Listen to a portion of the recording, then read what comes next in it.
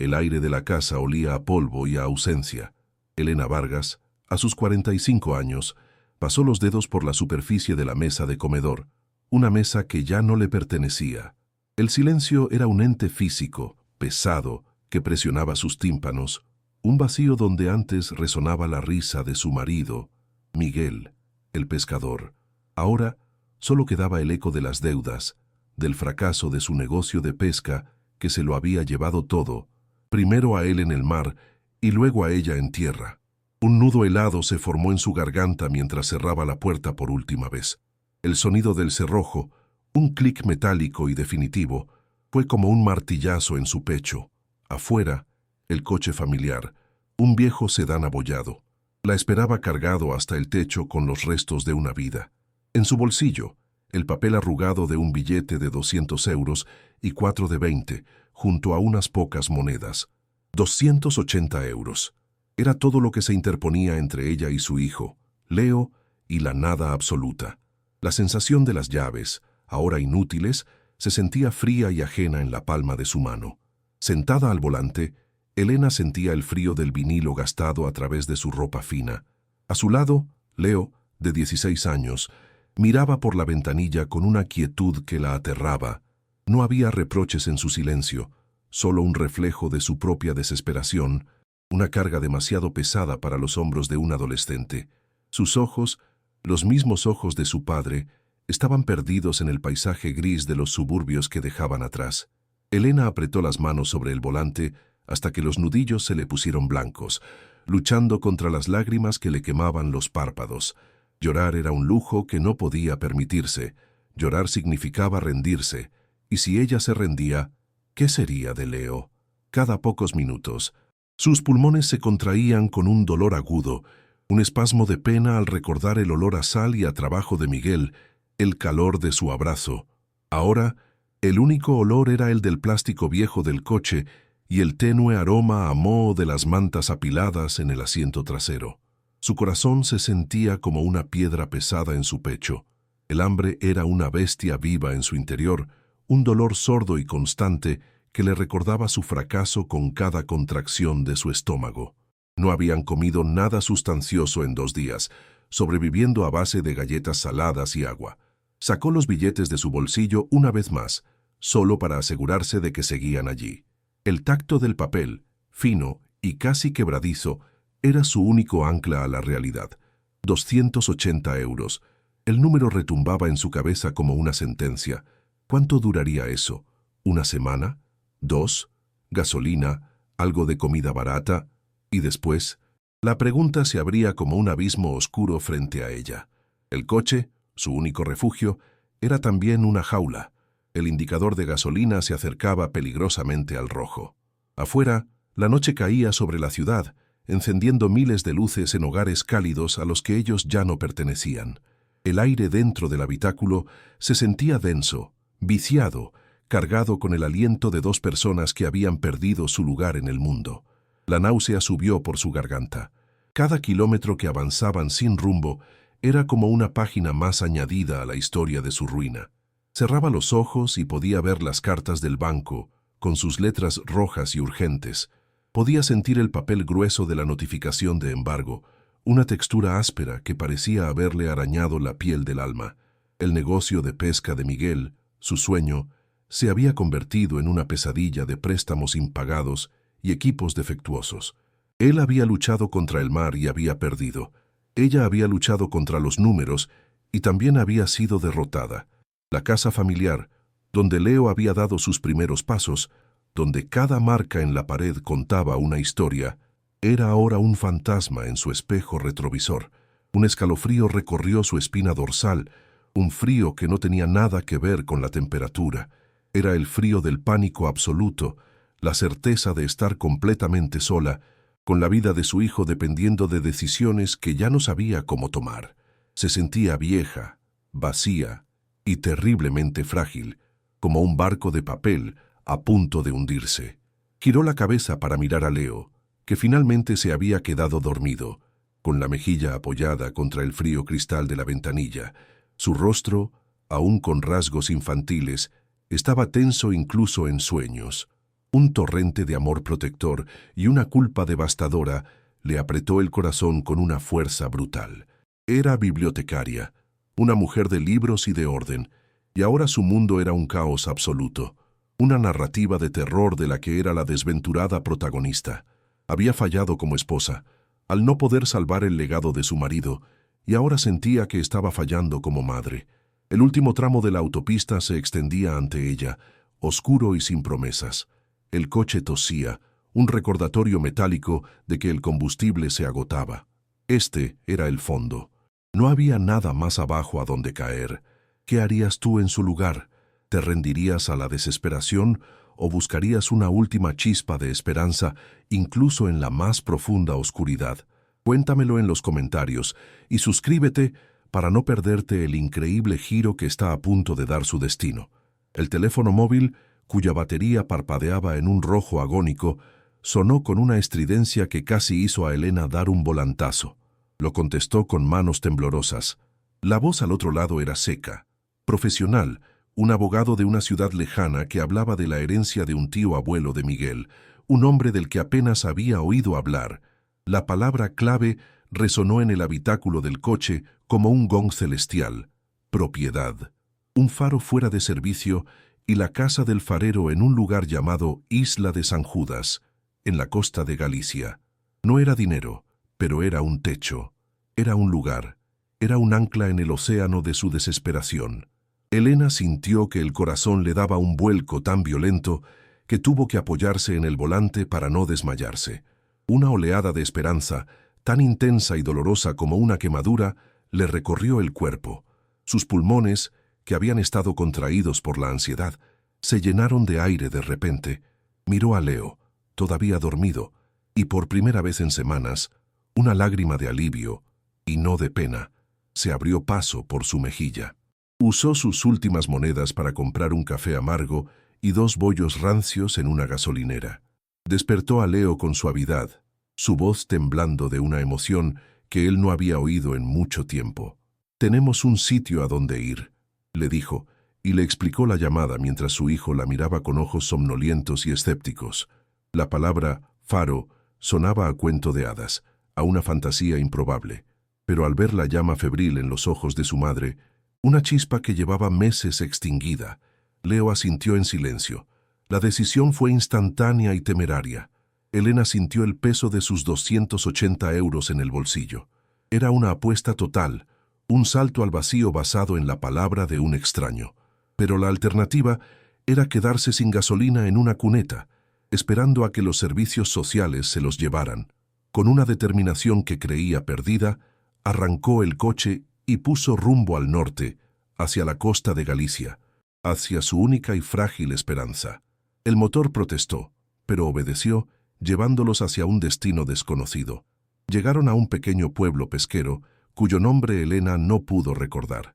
El aire olía a sal, a pescado y a gasoil. Las gaviotas gritaban sobre sus cabezas como presagios.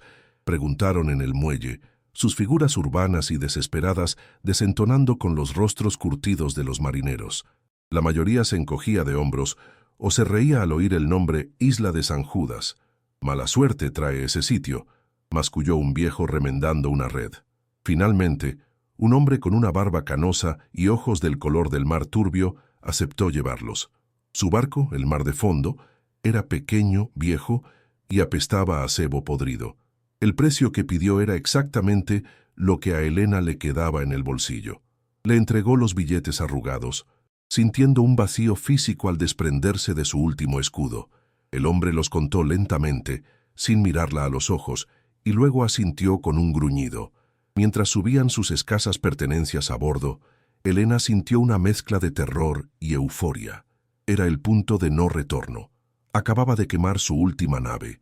La travesía duró poco más de una hora en la que el mundo se redujo al golpeteo del motor diésel y al constante vaivén de las olas. El cielo era de un gris plomizo, indistinguible del agua en el horizonte. El frío viento marino les calaba los huesos, y Elena abrazó a Leo, tratando de protegerlo tanto del frío como de la incertidumbre que se reflejaba en su rostro pálido. El olor a salitre era abrumador. Se pegaba a la ropa y a la piel. Elena se obligó a sonreír, a hablarle a su hijo de cómo limpiarían el faro, de cómo pescarían para comer, de cómo serían los guardianes de su propia fortaleza. Pintaba un cuadro idílico con palabras, una narrativa de superación para ahogar el sonido de su propio corazón, que latía con un ritmo desbocado de miedo y anticipación. El barco se mecía violentamente, y la náusea que subía por su garganta no era solo por el mareo, sino por la magnitud de la apuesta que acababa de hacer. La vida de ambos dependía de lo que encontraran al final de aquel viaje ciego. Finalmente, el barquero señaló con el pulgar hacia una mancha oscura que emergía de la bruma. La isla de San Judas. A medida que se acercaban, la mancha tomó forma. Un peñasco escarpado y hostil, azotado por un oleaje blanco y furioso. No había árboles, solo matorrales oscuros y roca negra. Y sobre el punto más alto, recortado contra el cielo gris, se alzaba el faro. No era la torre blanca y majestuosa que había imaginado. Era una silueta esquelética, una aguja de piedra grisácea que parecía un hueso viejo y olvidado. Elena sintió una punzada de inquietud, un nudo frío que se apretaba en su estómago. Trató de ignorarlo, atribuyéndolo a la distancia y al mal tiempo. «Ahí está Leo», dijo, con una alegría forzada que sonó falsa incluso para sus propios oídos. Su hijo no respondió. Sus ojos, fijos en la isla, se habían ensombrecido. El barco redujo la velocidad, acercándose a un pequeño embarcadero de piedra que parecía a punto de ser devorado por las olas rompientes que lo azotaban sin piedad. El impacto del barco contra el muelle de piedra fue un golpe sordo que sacudió a Elena. El barquero amarró la embarcación con movimientos rápidos y eficientes, sin decir palabra. Saltó a tierra y empezó a descargar sus pocas bolsas y mantas sobre las piedras resbaladizas y cubiertas de algas verdes. El aire era gélido y olía a descomposición, un hedor a mar estancado y a yodo que le revolvió el estómago. Elena y Leo lo siguieron, sintiendo el suelo inestable bajo sus pies. Cuando la última bolsa estuvo en el muelle, el hombre se volvió hacia ellos. Su mirada no era hostil, sino algo peor. Era una mirada de lástima profunda, la misma que se le da a un animal herido. «Volveré en una semana», dijo, su voz apenas audible por encima del rugido del mar. «Por si necesitan algo, ay». La frase quedó suspendida en el aire, cargada de un significado terrible. No esperó respuesta. Saltó de nuevo al barco, desató las amarras y el motor volvió a rugir, alejándolo de la isla y de ellos, dejándolos varados.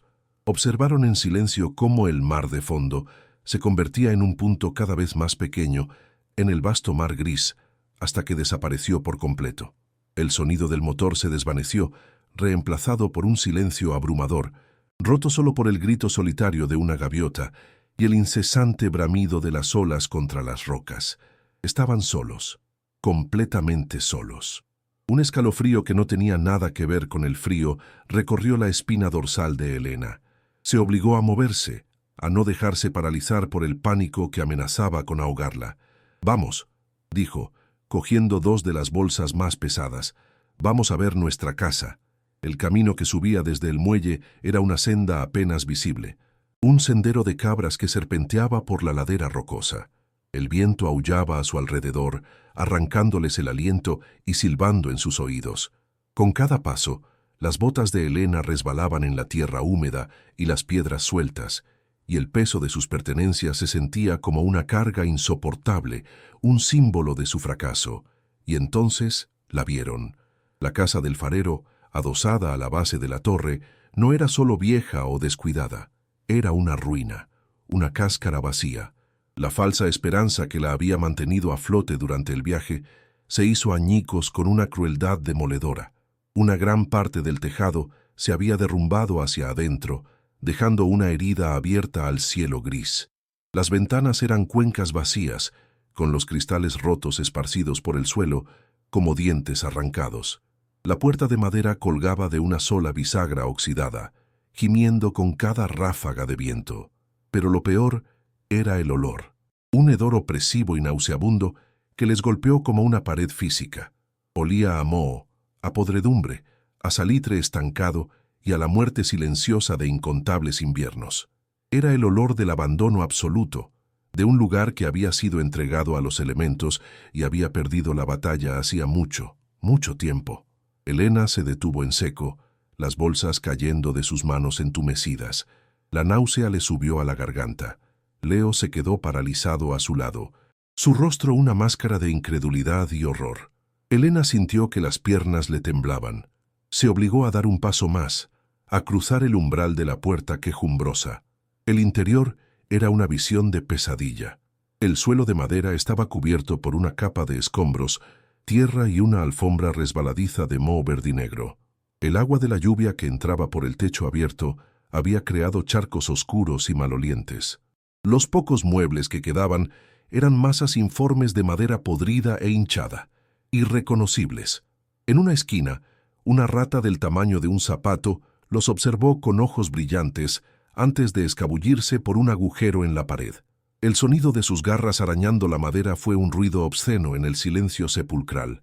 Elena pasó una mano por su rostro, sintiendo la piel fría y húmeda. Esto no era un refugio, era una tumba, un lugar para morir, no para vivir. La realidad la golpeó con la fuerza de un puñetazo en el estómago. No había electricidad, los cables colgaban de las paredes como enredaderas muertas, no había agua corriente. Una tubería oxidada que salía de la pared goteaba un líquido parduzco sobre un fregadero lleno de suciedad. El frío dentro de la casa era más intenso que afuera, una humedad que se metía en los huesos y helaba el alma. Elena se sintió despojada de toda fuerza, de toda voluntad. Había arrastrado a su hijo al fin del mundo, a un lugar infinitamente peor que la calle. Había gastado hasta su último céntimo en un sueño que resultó ser una pesadilla grotesca. La esperanza que la había impulsado se había transformado en un veneno que ahora corría por sus venas. Se sentía estúpida, ingenua y terriblemente culpable. La isla no era una fortaleza, era una prisión, y ella misma se había encerrado, tirando la llave al mar. Su cuerpo entero temblaba, una reacción incontrolable al shock, al frío y a la desesperación más absoluta que había sentido en su vida. Había tocado fondo. Con un impulso mecánico, sin saber muy bien por qué, se dirigió a la torre del faro. Abrió la pesada puerta de hierro y el olor a óxido y a metal frío la envolvió. La escalera de caracol que subía hacia la oscuridad era una espiral de peligro. Varios escalones de hierro forjado estaban rotos o directamente faltaban, abriendo huecos vertiginosos hacia la base de la torre. Se aferró a la barandilla helada y resbaladiza, subiendo unos pocos metros, lo suficiente para mirar hacia arriba. A través del entramado metálico, pudo ver el corazón del faro, el gran mecanismo de la lente. Estaba cubierto de una gruesa capa de óxido y telarañas. El cristal estaba opaco por la suciedad y varias de las enormes lentes Fresnel estaban rotas. Estaba claro que aquella lámpara no había emitido luz en décadas. Era un gigante muerto, un ojo de cristal ciego que ya no vigilaba el mar. El silencio en la torre era profundo, un silencio que amplificaba el sonido de su propia respiración entrecortada y el latido frenético de su corazón. Una sensación de irrealidad la invadió. ¿Cómo había llegado hasta allí? ¿Cómo había permitido que su desesperación la cegara de una manera tan catastrófica? El recuerdo de la voz del abogado, de su propia esperanza febril, ahora le parecía una burla cruel, un chiste macabro del destino. Se sentía como una idiota, una completa y absoluta idiota. La energía que la había sostenido durante los últimos días la abandonó de golpe, dejándola hueca y temblorosa. Se deslizó por la pared curva y fría de la torre, incapaz de seguir de pie. Apoyó la cabeza en sus rodillas, el metal helado de la escalera contra su espalda, y el sonido que salió de su garganta fue un gemido ahogado, el de un animal atrapado. No había lágrimas, solo una sequedad ardiente en sus ojos y un dolor sordo y pesado en el centro de su pecho. El frío del suelo de piedra comenzó a filtrarse a través de su ropa, pero apenas lo notó. Estaba más allá del frío. Estaba en un lugar donde ya no sentía nada más que el peso aplastante de su fracaso. Se levantó con un esfuerzo monumental y bajó con cuidado la escalera. Cuando salió de la torre, vio a Leo. Estaba de pie junto a la pared derruida de la casa, mirando el mar embravecido. No la miró, no dijo nada. Su silencio era un cuchillo que se le clavaba en el corazón. La ausencia de reproche era la peor acusación de todas. En su postura rígida, en la forma en que sus hombros estaban encorvados, Elena vio el reflejo de su propia catástrofe. Le había prometido un refugio y le había entregado una ruina. Le había prometido seguridad y lo había aislado en el lugar más peligroso que podía imaginar. La culpa la consumió, una marea negra que amenazaba con arrastrarla. Quería decirle algo, pedirle perdón, pero las palabras se negaban a salir. ¿Qué podía decir? Cualquier excusa, cualquier promesa, sonaría vacía y patética. Simplemente se quedó allí, a unos metros de él, dos figuras solitarias y diminutas contra un paisaje de desolación, unidas y a la vez separadas por un abismo de desesperanza. El viento arreció, trayendo consigo las primeras gotas de una lluvia fina y helada. El cielo se oscureció aún más, fusionándose con el mar en un horizonte indistinguible. La isla se sentía como una trampa que se cerraba sobre ellos. El sonido del mar era ahora un rugido constante y amenazador, las olas chocando contra las rocas con una violencia que hacía vibrar el suelo bajo sus pies. No tenían comida, no tenían refugio contra la tormenta que se avecinaba, no tenían forma de comunicarse con el mundo exterior. Estaban a merced de los elementos, náufragos en su propia herencia. Elena miró sus manos, las manos de una bibliotecaria, suaves e inútiles en este entorno brutal. ¿Cómo iba a proteger a su hijo? ¿Cómo iban a sobrevivir siquiera una noche en este infierno helado? El pánico, que había estado acechando en los bordes de su conciencia, finalmente se desató. Una bestia salvaje que le desgarraba por dentro. Un temblor incontrolable se apoderó de su cuerpo. El último vestigio de fuerza la abandonó. Sus rodillas cedieron y se derrumbó sobre la tierra húmeda y fría. La lluvia helada comenzó a empapar su pelo y su ropa, pero ya no le importaba. El frío exterior no era nada comparado con el invierno glacial que se había instalado en su alma. Apoyó la frente en el suelo mojado, el olor a tierra y a podredumbre llenando sus fosas nasales. Esto era el fondo. No había nada más abajo. Había apostado todo y lo había perdido todo. Había huido de la miseria solo para caer en una desolación aún más profunda. El coche abandonado en el continente, con su promesa de movilidad, ahora le parecía un palacio. Allí al menos había otros coches, otras personas, la ilusión de una salida. Aquí solo había roca, mar y un cielo indiferente.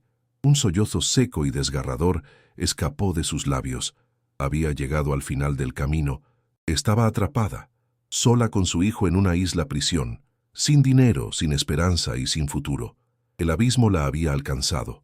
Los primeros días fueron una lucha borrosa por la supervivencia. Elena y Leo, trabajando en un silencio tenso, lograron despejar una pequeña esquina de la casa en ruinas, usando una lona rescatada del coche para crear un precario techo improvisado. El hambre era un dolor físico, una constante torsión en sus estómagos que solo podían aplacar con los mejillones que Leo aprendió a arrancar de las rocas durante la marea baja y que cocinaban en una lata sobre un fuego humeante.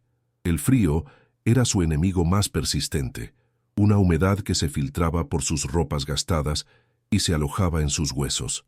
Por la noche se acurrucaban juntos bajo una manta húmeda, escuchando el sonido de las ratas correteando entre los escombros. Elena sentía cada escalofrío de Leo como una acusación personal. Su corazón, un músculo cansado, latía con un ritmo sordo de culpa y un miedo primitivo. La desesperación del primer día se había asentado en una resignación gris y agotadora, una aceptación de que este purgatorio era ahora su realidad. La isla les imponía un ritmo brutal, despertar con el frío del alba, buscar leña seca que el mar arrastraba, revisar las pequeñas trampas que Leo intentaba construir para pájaros, sin éxito. El sonido dominante era siempre el mar, un rugido incesante que a veces era un susurro y otras un bramido furioso que hacía temblar la tierra. Para Elena era el sonido de su propia jaula. Se sentía desconectada de sí misma, como si la bibliotecaria ordenada y metódica hubiera muerto en el continente, dejando solo esta cáscara endurecida que luchaba por no romperse. A veces, al mirar las manos de Leo, enrojecidas y arañadas por las rocas, la náusea subía por su garganta. Él debería estar estudiando para sus exámenes, saliendo con amigos, no convirtiéndose en un pequeño náufrago por culpa de ella. La tensión entre ellos era palpable, un abismo de palabras no dichas. Leo era eficiente y silencioso, su juventud endureciéndose en una máscara de seriedad que le partía el alma a Elena, pero ninguno de los dos se atrevía a hablar de la catástrofe que los envolvía. La cuarta noche, el infierno se desató. La tormenta llegó sin previo aviso, una pared negra que se tragó el horizonte en minutos. El viento golpeaba el faro con la fuerza de un tren de carga, un aullido sobrenatural que se colaba por cada grieta de la casa en ruinas. El trozo de lona que les servía de techo fue arrancado con un chasquido violento, desapareciendo en la oscuridad aullante. La lluvia helada caía sobre ellos en torrentes, instantáneamente empapándolos hasta los huesos. Se refugiaron contra la pared interior de la torre, el único lugar que ofrecía una mínima protección. El estruendo era ensordecedor, el viento, la lluvia torrencial y, sobre todo, las olas. Olas monstruosas que explotaban contra los acantilados de la base del faro, enviando vibraciones que subían por la estructura de piedra y resonaban en sus pechos. Elena abrazó a Leo con todas sus fuerzas, sintiendo los temblores de su hijo, sin saber si eran de frío o de puro terror. Ella misma sentía un pánico helado, trepando por su columna vertebral. En la oscuridad casi total, iluminada solo por los relámpagos que desgarraban el cielo, Elena vio el rostro de Leo. Sus ojos estaban muy abiertos, fijos en la negrura, reflejando el pánico que ella intentaba reprimir. El ruido era tan intenso que era imposible hablar. Elena solo podía aferrarse a él, tratando de transmitir una seguridad que no sentía en absoluto. Su estómago se contrajo, no de hambre, sino de un miedo visceral. Sentía que la isla misma, la naturaleza en su forma más salvaje, intentaba expulsarlos, pulverizarlos. Cada impacto de una ola contra la base de la torre era como un puñetazo del destino, un recordatorio de su insignificancia. Un trozo de mampostería se desprendió del techo en ruinas de la casa y se estrelló a pocos metros de ellos, un sonido sordo y ominoso que hizo que el corazón de Elena se detuviera por un segundo. Se apretó más contra la fría piedra de la torre, rezando en silencio a un Dios en el que ya no creía, pidiendo solo que amaneciera, que la tormenta pasara, que sobrevivieran a esa noche interminable. Fue entonces, en medio del caos, cuando sucedió lo imposible. Elena, acurrucada y temblando, había girado la cabeza para mirar hacia la casa en ruinas a través de una de las ventanas rotas, quizás por un instinto masoquista de ver cómo su precario refugio era destruido. La lluvia caía tan densa que era como una cortina de agua gris, pero por encima de esa cortina, en lo alto de la torre, algo llamó su atención. Por un instante, el mundo pareció contener la respiración. La enorme lámpara del faro, el gigante de cristal y metal que ella misma había visto muerto y oxidado, se encendió. No fue un parpadeo, fue una explosión de luz blanca y pura, tan intensa que le dolió en los ojos, una luz cegadora que iluminó la isla entera en un detalle espectral por 3 segundos exactos. Vio las rocas negras brillando bajo la lluvia, la espuma blanca de las olas congelada en el tiempo. Luego, con la misma brusquedad, la oscuridad regresó, aún más profunda y opresiva que antes. El sonido de la tormenta se precipitó de nuevo en sus oídos. Elena se quedó congelada, el frío y el miedo olvidados por un momento, reemplazados por una incredulidad absoluta. Su cerebro se negó a procesar lo que acababa de ver.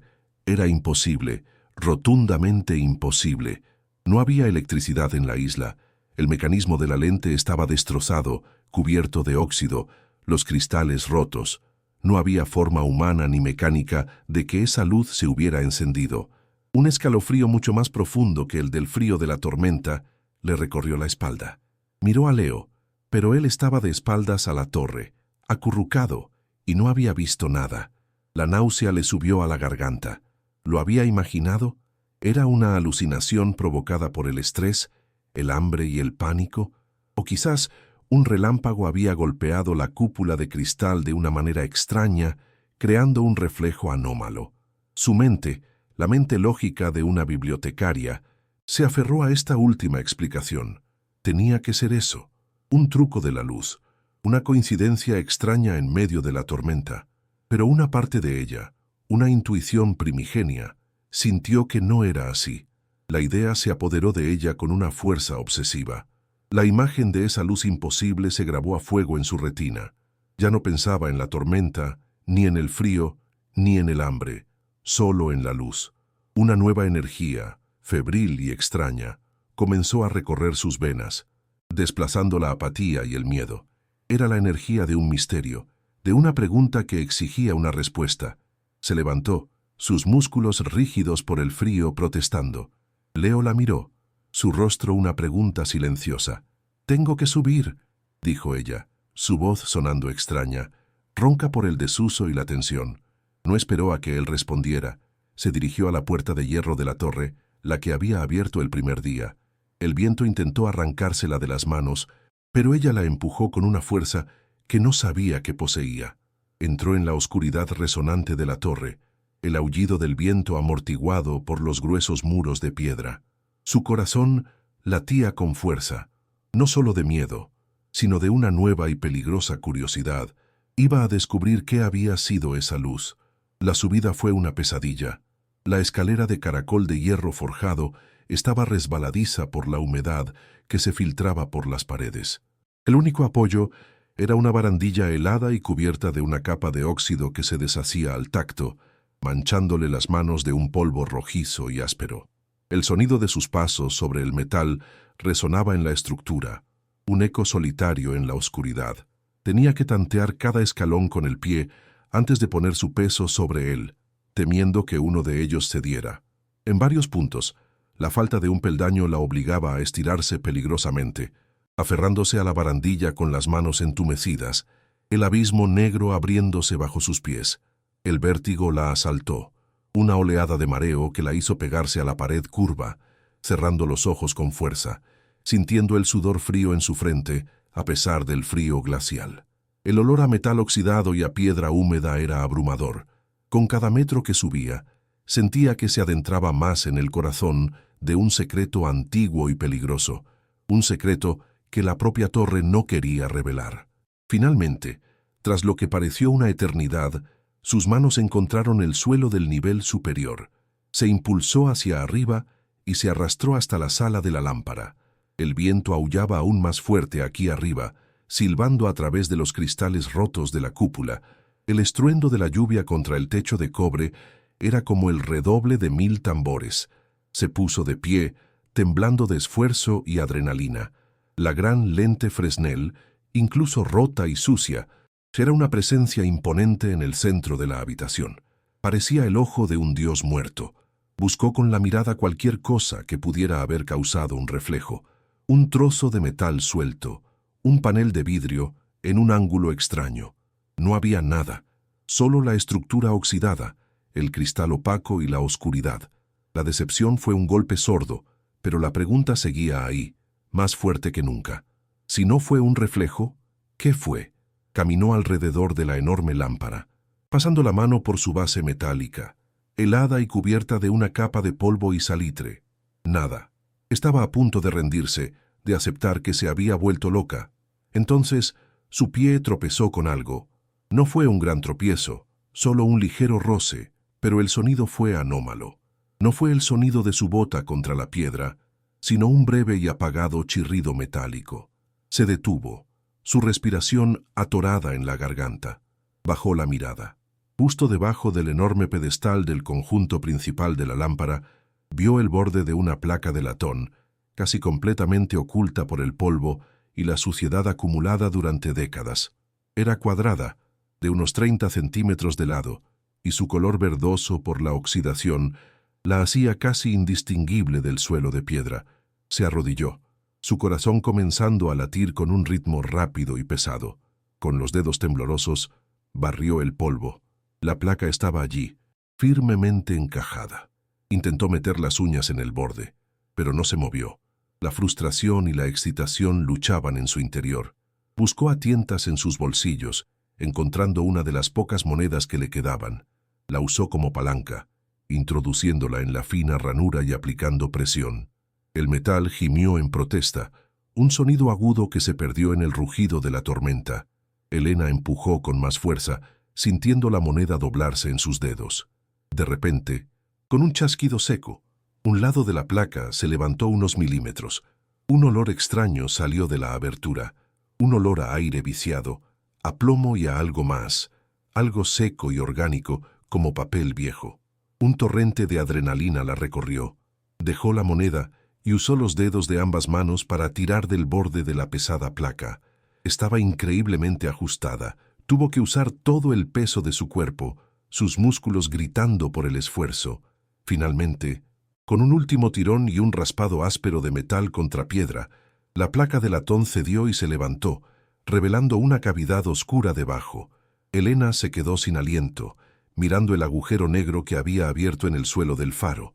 El misterio de la luz la había llevado hasta allí, a un umbral secreto que había esperado en silencio durante décadas, y sintió un escalofrío de presagio al darse cuenta de que estaba a punto de cruzarlo. La cavidad no era profunda, apenas el tamaño de una caja de zapatos. Lo más extraño era su revestimiento. Las paredes del pequeño compartimento estaban forradas con gruesas láminas de plomo de un color gris oscuro y opaco. El trabajo era meticuloso, las juntas perfectamente selladas. Alguien se había tomado un trabajo inmenso para crear este pequeño búnker en el corazón del faro. ¿Para proteger qué? ¿Y de qué? La pregunta flotaba en el aire denso y viciado. Dentro del compartimento revestido de plomo descansaba un único objeto, una caja rectangular de hojalata, de aspecto utilitario y sin adornos. Estaba manchada y descolorida por el tiempo, pero parecía intacta, sin rastro de óxido. Elena extendió una mano temblorosa, sus dedos rozando la superficie fría y lisa del metal. La caja era más pesada de lo que aparentaba. La sacó con cuidado de su nido de plomo y la colocó sobre el suelo de piedra a su lado. Se quedó mirándola un largo momento. El sonido de su propio corazón latiendo en sus oídos era más fuerte que la propia tormenta que rugía afuera. La caja tenía un cierre de presión en el frente, un mecanismo simple pero efectivo. Elena sintió una oleada de aprensión. Lo que fuera que estuviera dentro había sido escondido con un propósito y un cuidado extremos. El tío abuelo de su marido, el último farero, tenía que haber sido quien lo escondió. ¿Pero por qué? ¿Qué secreto era tan importante como para merecer una tumba de plomo en la cima de un faro aislado? Durante un instante, el miedo la paralizó, el miedo a lo desconocido, a desenterrar algo que quizás era mejor dejar enterrado. Miró a su alrededor, a la oscuridad danzante, al ojo muerto de la lente, y pensó en Leo, abajo, temblando de frío. Pensó en su situación desesperada, en los 280 euros convertidos en nada, en la ruina que los rodeaba. No tenían nada que perder. Cualquier cosa que hubiera en esa caja, ya fuera buena o mala, era mejor que la nada que tenían ahora. Con un movimiento decidido, presionó el cierre con los pulgares. El pestillo se soltó con un sonoro clic, que pareció resonar por toda la torre. Levantó la tapa lentamente. El interior estaba completamente oscuro. Metió la mano con cautela, sus dedos rozando primero una textura suave y flexible. Sacó el objeto. Era una bolsa de cuero, pequeña pero sorprendentemente pesada, cerrada con un cordón. El cuero, aunque viejo, todavía era flexible al tacto. Con los dedos entumecidos por el frío y la tensión, deshizo el nudo del cordón. Inclinó la bolsa sobre la palma de su otra mano. Lo que cayó no eran monedas, eran piedras. Piedras de aspecto grasiento y sin pulir, de varios tamaños, la mayoría del tamaño de una uña, pero algunas tan grandes como la yema de su pulgar.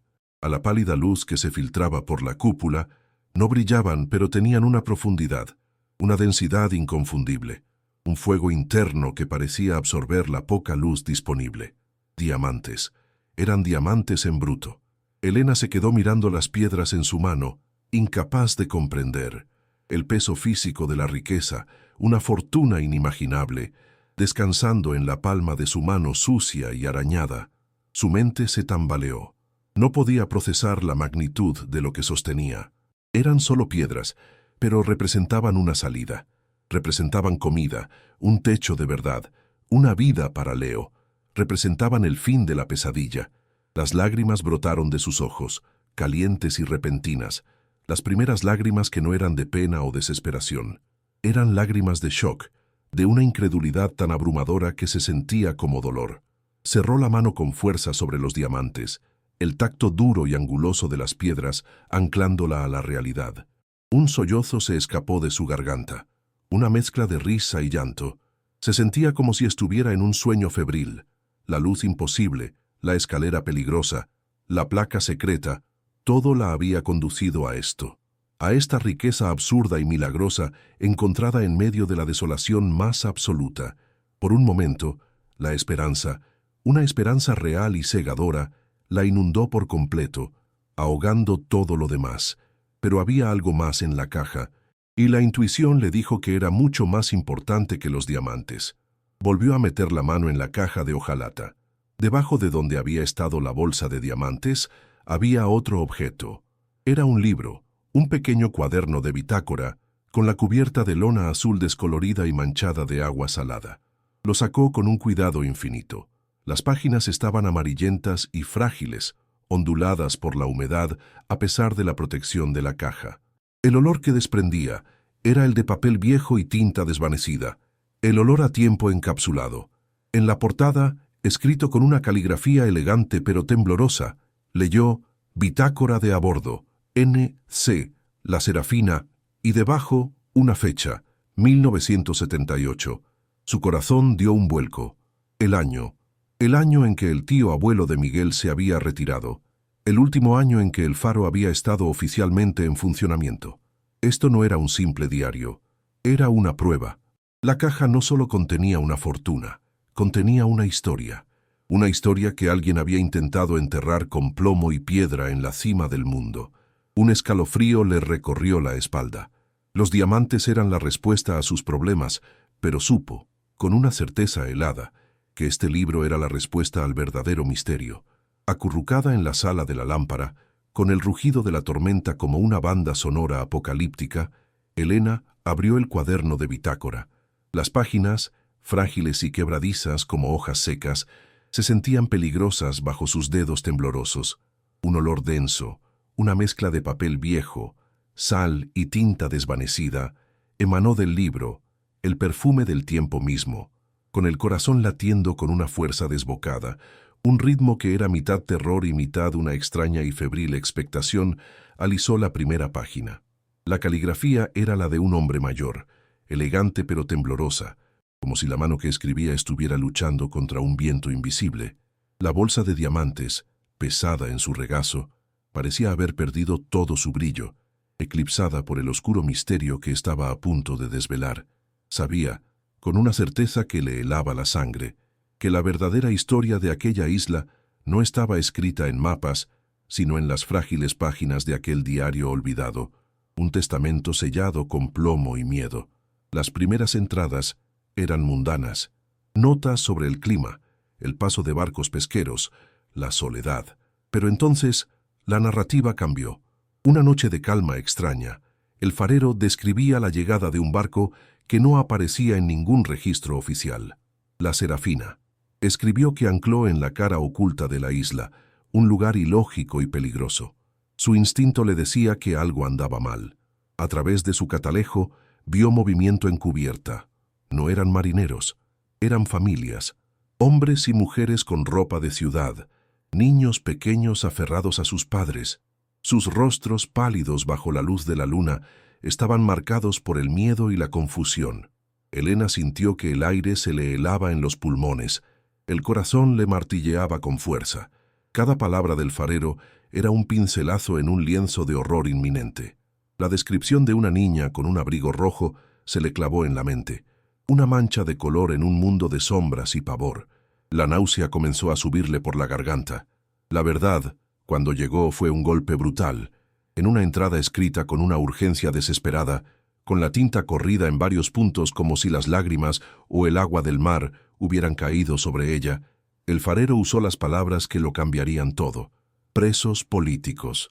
Los hombres, mujeres y niños del barco no eran pasajeros, Eran prisioneros del régimen franquista, personas que el Estado quería hacer desaparecer sin dejar rastro. Estaban siendo transportados en secreto, lejos de cualquier mirada, para ser eliminados. Elena tuvo que cerrar el libro por un instante, su mente negándose a aceptar la enormidad de aquella crueldad.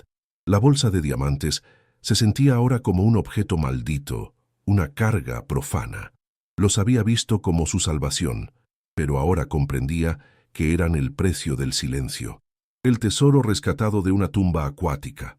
Un sollozo ahogado escapó de sus labios, un sonido patético contra la furia de la tormenta que parecía gritar por las almas perdidas. El diario se convirtió en el testimonio de una masacre. El farero describió con un detalle espeluznante cómo en mitad de la noche las luces de La Serafina se apagaron deliberadamente. Vio cómo el barco viraba y se dirigía directamente hacia las rocas afiladas que los locales llamaban los dientes del diablo. No fue un accidente, escribió con una letra casi ilegible por el temblor. Fue un asesinato, una matanza orquestada por el comandante de la Armada. Narró el sonido, un crujido espantoso de metal y madera desgarrándose, un sonido que, según él, nunca olvidaría. Y luego, los gritos, gritos humanos, agudos y desesperados, que el viento arrastró hasta su torre de piedra y que se mezclaron con el bramido de las olas. Elena se cubrió los oídos, como si pudiera escuchar aquellos ecos fantasmales a través del tiempo. El horror descrito en el papel era tan vívido, tan real, que el suelo pareció mecerse bajo sus pies, y el frío de la piedra se convirtió en el frío de la muerte. El relato continuaba, febril y roto. El farero, impotente y aterrorizado, había observado desde su atalaya cómo el barco se hundía en las aguas negras. No hubo supervivientes, o eso creyó al principio.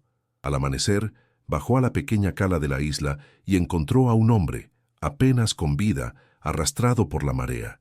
Estaba destrozado, pero antes de morir en los brazos del farero, le entregó dos cosas: la pesada bolsa de cuero con los diamantes y el propio cuaderno de bitácora del barco que había protegido con su cuerpo. Con su último aliento, el hombre le habló de un comandante corrupto, de la lista de pasajeros que era una sentencia de muerte y de la importancia de que la verdad saliera a la luz. Elena sintió un nudo en la garganta. El farero no solo había sido un testigo, se había convertido en el custodio de la última voluntad de un moribundo, el guardián de una historia que el poder quería borrar del mundo para siempre. Las últimas páginas estaban llenas del pánico de un hombre atrapado. El tío abuelo de Miguel había visto el barco patrullero del comandante merodeando la isla en los días siguientes. Sabía su nombre, conocía el poder de su familia. El miedo a que volvieran para silenciar al único testigo lo consumió. Fue entonces cuando construyó el compartimento secreto, forrándolo con plomo, como si quisiera proteger la verdad, no solo de los hombres, sino del propio tiempo. Y entonces, Elena leyó la última y más escalofriante revelación. El farero escribió sobre la luz de las almas, una vieja leyenda de marineros sobre un eco fantasmal que aparecía en el aniversario de grandes tragedias marinas. La luz que ella había visto no era un reflejo, no era una alucinación, era la memoria espectral del último y desesperado destello de La Serafina, antes de chocar contra las rocas. Un escalofrío recorrió su espina dorsal. La isla no solo guardaba un secreto, estaba encantada por él. Unos días después, la tormenta amainó, dejando un cielo limpio y un mar en calma. Pero para Elena, la paz del paisaje era una mentira. La verdad del cuaderno de bitácora pesaba sobre ella como una losa. Le había contado a Leo una versión censurada de la historia que habían encontrado unos objetos de valor antiguos, sin mencionar los diamantes ni la masacre. Ver la chispa de esperanza en los ojos de su hijo era una tortura. Él hablaba de reparar la casa, de comprar un pequeño barco, de un futuro. Ella, en cambio, se sentía como la guardiana de un cementerio. Se sentaba durante horas en las rocas, con el cuaderno escondido en lo más profundo de su bolsa y la pesada saca de diamantes en el bolsillo, un recordatorio constante del pacto de sangre que ahora sentía haber heredado.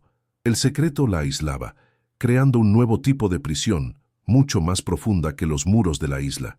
El dinero que podía salvarlos estaba manchado con la sangre de inocentes, y no sabía cómo vivir con ello. Fue entonces cuando un nuevo sonido rompió el ritmo hipnótico de las olas. No era el motor asmático del viejo pesquero que los había traído. Era un zumbido grave y potente, el sonido del dinero y el poder. Un yate blanco y reluciente, tan largo como una casa, apareció en el horizonte, deslizándose sobre el agua con una arrogancia insultante. Ancló a unos 100 metros del decrépito embarcadero. Elena sintió que el corazón se le detenía y luego empezaba a latir con una fuerza dolorosa contra sus costillas. Observó, paralizada, cómo una pequeña lancha auxiliar era bajada al agua. Un hombre subía a bordo y era remado hacia la isla. El sol brillaba en el casco blanco del yate, pero Elena solo sintió un frío glacial recorrerle el cuerpo. No era una visita casual. Su instinto más primario gritaba peligro. Aquel barco no traía ayuda. Venía a reclamar algo. Su mano, de forma instintiva, se cerró sobre la bolsa de diamantes en su bolsillo, como si el calor de su cuerpo pudiera protegerla. El hombre que desembarcó en el muelle de piedra era la antítesis de la isla. Debía de rondar los 60 y tantos, alto, con el pelo plateado peinado hacia atrás y un bronceado que hablaba de una vida de ocio y no de trabajo. Vestía un polo de marca y pantalones de lino color crema, un atuendo ridículo para aquel entorno de rocas afiladas y ruinas. Se movía con la confianza depredadora de quien está acostumbrado a que el mundo se doble a su voluntad. Su sonrisa, al ver a Elena, fue una mueca practicada, una herramienta de negocios que no llegaba a sus ojos fríos y calculadores. Elena se sintió inmediatamente pequeña, sucia y vulnerable, como un insecto bajo la bota de un gigante. El hombre se acercó, sus mocasines de cuero caro pisando la tierra y la piedra con un desdén apenas disimulado. El aire olía a sal y a algas, pero por un momento Elena creyó percibir el olor de su cara colonia, un aroma artificial y extraño en aquel lugar salvaje. «Señora Vargas», dijo. Su voz era suave, casi melosa, pero con un filo de acero por debajo que le erizó el vello de la nuca. «Arturo Campos, es un placer conocerla». Extendió una mano perfectamente cuidada. Elena, casi contra su voluntad, la estrechó. El contacto fue breve, su piel suave y seca contra la de ella, áspera y arañada. «He oído que se ha instalado aquí. Una decisión valiente», continuó mientras sus ojos, del color del acero pulido, recorrían la casa en ruinas y la torre del faro con una mezcla de desprecio y evaluación. «Este lugar es una auténtica trampa mortal». Cada palabra era amable en la superficie, pero se sentía como una agresión. El miedo, un nudo frío y apretado, se instaló en el estómago de Elena. Él sabía su nombre, sabía que estaba allí. El hombre del cuaderno de bitácora, el comandante asesino. Este tenía que ser su heredero. El monstruo había salido de las páginas del libro y ahora estaba de pie frente a ella. El señor Campos comenzó un discurso fluido, una mentira elegante y bien ensayada. Habló de su corporación naviera y de su interés filantrópico en la zona. «Estamos pensando en instalar una pequeña estación meteorológica automatizada por aquí», dijo, con un gesto vago hacia el horizonte. «Un proyecto para la seguridad marítima.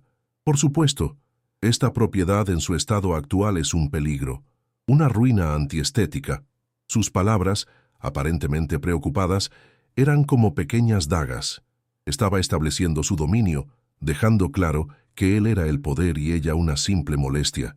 Para evitarle los problemas con la burocracia, las declaraciones de ruina y todo ese papeleo tedioso, mi empresa está dispuesta a hacerle un favor.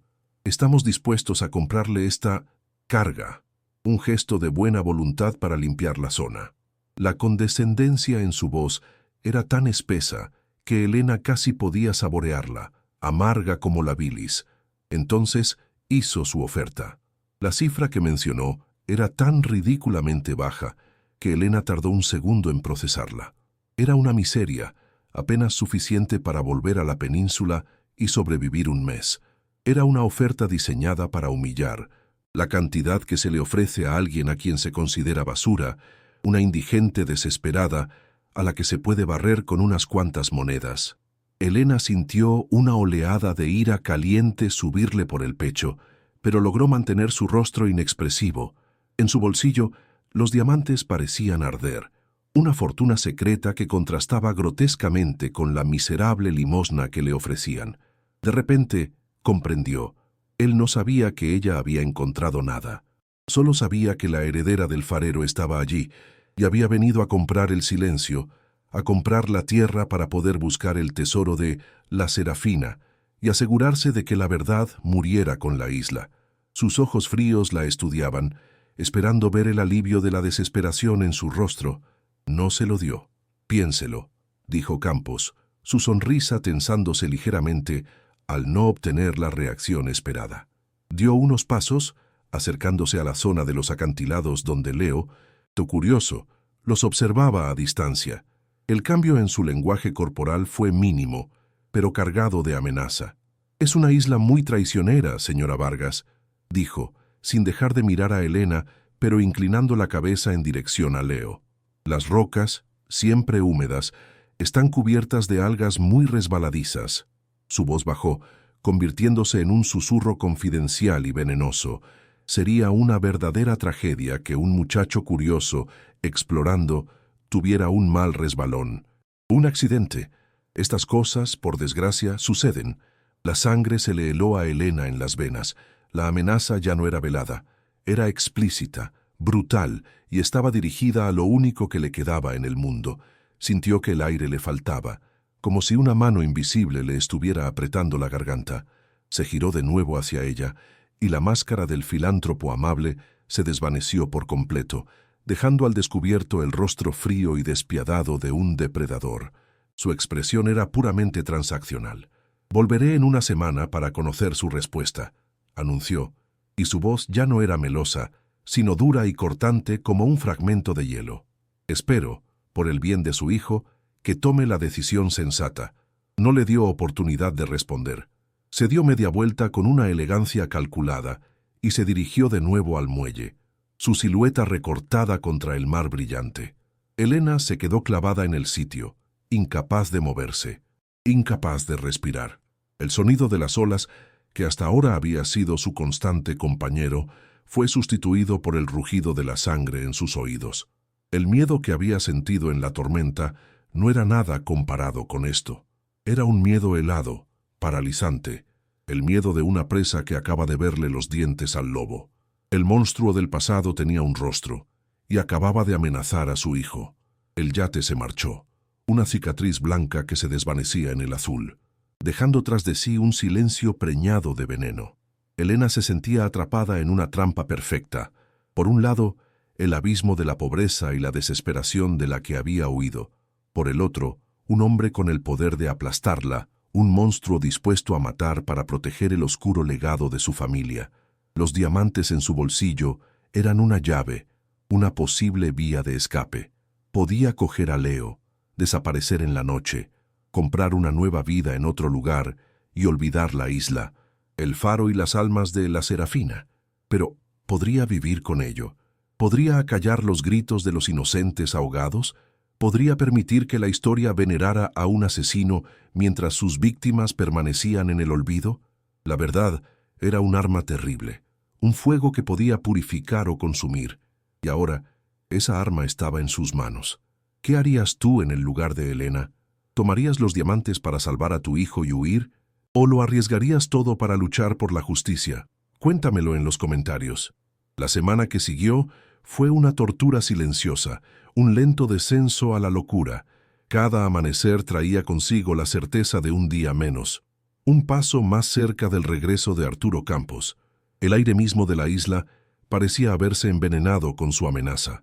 Elena sentía su mirada fría sobre ella, incluso en la soledad más absoluta, una presión invisible en la nuca, que la mantenía en un estado de alerta constante. Su cuerpo era un nudo de nervios, su estómago una piedra helada. Dormir era imposible. Cada crujido del viento, cada graznido de una gaviota, era el sonido de sus pasos regresando. Miraba a Leo, que intentaba torpemente reforzar su precario refugio, y el amor que sentía por él era un dolor físico, una vulnerabilidad aterradora que Campos había identificado, y ahora usaba como un arma apuntada directamente a su corazón. El cuaderno y los diamantes, escondidos bajo una piedra suelta, eran una brasa ardiente, una elección imposible entre la justicia y la supervivencia de su hijo. Sentía que el tiempo se agotaba, grano a grano. Los días se desangraban en una rutina de miedo. Elena apenas comía, el hambre ahogada por un pánico que le cerraba la garganta. Pasaba horas sentada en los acantilados más altos, oteando el horizonte, el mar azul y vasto que se había convertido en su celda y su única atalaya. Buscaba la cicatriz blanca del yate de Campos, esperando y temiendo su regreso. La desesperación era un pozo sin fondo. No tenía a quién llamar, a dónde huir. La amenaza de Campos la había paralizado por completo. ¿De qué servían los diamantes si él controlaba el mar? Si podía hacer que un accidente ocurriera con una simple llamada telefónica. Se sentía estúpida por haber creído, aunque fuera por un instante, que el tesoro era una solución, era una maldición, era el cebo de una trampa que se había cerrado sobre ella y su hijo. Sentía el peso de las almas de la Serafina sobre sus hombros, un coro silencioso que le exigía una valentía que no creía poseer. Cada ola que rompía contra las rocas parecía susurrar la palabra accidente. Fue en el sexto día, con el sol comenzando a teñir el cielo de un naranja enfermizo, cuando vio el punto en el horizonte. No era el yate, era una embarcación pequeña, casi una cáscara de nuez, que se movía con lentitud, siguiendo la línea de la costa a varios kilómetros de distancia. Su corazón dio un vuelco. Recordó las palabras del barquero. Volveré en una semana. Pero este no era su barco. Este era diferente, más pequeño, más viejo, con un motor cuyo sonido apenas llegaba, un tosido débil en la distancia. Observó el barco durante casi una hora mientras se movía en paralelo a la isla, como si estuviera pescando o revisando nazas.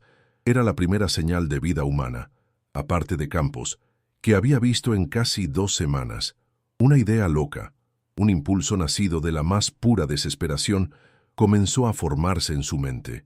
Era una posibilidad entre 1.000.000, un acto de fe ciega, pero la alternativa era esperar a que el lobo regresara a por su presa. El pánico se convirtió en una determinación febril. Corrió hacia la casa en ruinas, su corazón martilleando contra sus costillas. Rebuscó entre sus escasas pertenencias hasta que encontró lo que buscaba, un pequeño espejo de mano, con el cristal agrietado que había metido en su bolso por pura costumbre. El símbolo de su vanidad pasada se convertiría ahora en su única herramienta de comunicación. Volvió a subir corriendo a las rocas más altas, con los pulmones ardiendo y el miedo dándole alas. El pequeño barco seguía allí, una silueta solitaria contra el sol poniente. Elena levantó el espejo, inclinándolo para capturar los últimos rayos de sol. Empezó a lanzar destellos en dirección al barco, una y otra vez, sin un código, sin un plan, solo un desesperado S visual. Sus manos temblaban tanto que el reflejo bailaba erráticamente. «Por favor», susurraba con cada destello, «por favor, mírame, por favor, ayúdame». Cada segundo que el barco no cambiaba de rumbo era una pequeña muerte, una gota más de esperanza que se secaba. Durante lo que pareció una eternidad, no pasó nada. El barco continuó su lento avance, indiferente a su señal desesperada. Las lágrimas de frustración y desesperanza comenzaron a nublarle la vista. Estaba a punto de rendirse, de aceptar su destino, cuando lo vio. El barco se detuvo. El débil sonido del motor se apagó. Elena contuvo la respiración, su corazón detenido en su pecho. Durante un largo minuto, el barco permaneció inmóvil en el agua. Luego, lentamente, casi con desgana, viró y comenzó a dirigirse hacia la isla. Una oleada de alivio tan intensa que casi la hizo caer de rodillas la recorrió. Había funcionado. Alguien la había visto. Alguien venía. No sabía si era un amigo o un enemigo, si traía salvación o un nuevo peligro, pero en ese momento no le importaba. Por primera vez desde la visita de Campos, no estaba completamente sola. El pequeño punto que se acercaba era una incógnita, pero era mejor que la certeza aterradora de la nada absoluta. La esperanza era De nuevo, un veneno y un bálsamo. La barca que se acercó al precario muelle era vieja y estaba cubierta de cicatrices, como su dueño. El hombre que la manejaba era un anciano, quizás de más de 70 años, con la piel curtida y arrugada como el cuero viejo por el sol y la sal.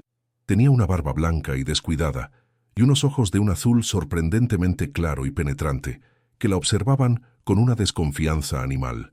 Vestía un jersey de lana grueso y unos pantalones remendados. Su cuerpo, aunque encorvado por la edad, conservaba la fuerza de una vida de trabajo en el mar. Amarró la barca con movimientos lentos pero seguros y la estudió a ella y a Leo, que se había acercado, con una mirada que no revelaba nada. Su rostro era una máscara de dureza, la de un hombre que ha hecho de la soledad su única compañera. El olor a pescado y a gasoil que emanaba de su barca era, extrañamente, un olor reconfortante, el olor de la vida real, no el del poder artificial de Campos. Se sintió como una náufraga ante su posible rescatador. «¿Qué quieres?», preguntó el hombre. Su voz era áspera, como el roce de la arena, la voz de alguien que no la usa a menudo. No había amabilidad en ella, solo una pregunta directa. Elena tragó saliva, el nudo de miedo y esperanza apretándole la garganta. No podía simplemente pedir ayuda. No le creería, necesitaba mostrarle la verdad. Tomó una decisión en una fracción de segundo, la decisión más arriesgada de su vida. «Necesito mostrarle algo», dijo, su propia voz sonando débil y temblorosa. «Algo que encontré aquí, en el faro». El hombre la miró fijamente, sus ojos azules escrutándola, buscando una mentira, una trampa. Elena sostuvo su mirada, intentando proyectar toda la desesperación y la sinceridad que sentía. El silencio se alargó, pesado, roto solo por el suave murmullo de las olas contra el muelle. Leo se puso a su lado, un gesto de protección silenciosa que conmovió a Elena. Finalmente, el viejo asintió una vez, un movimiento corto y brusco. «Enséñamelo». Era su única oportunidad. Elena lo condujo en silencio hasta las ruinas, hasta el rincón donde había escondido sus tesoros. Con manos temblorosas, movió la piedra suelta y sacó primero el cuaderno de bitácora. La cubierta de lona azul descolorida parecía un objeto de otro mundo en la cruda luz del atardecer. Se lo tendió al anciano. Estaba escondido en la sala de la lámpara. Pertenecía a un barco llamado La Serafina, en 1978. Al oír el nombre, el rostro del hombre cambió.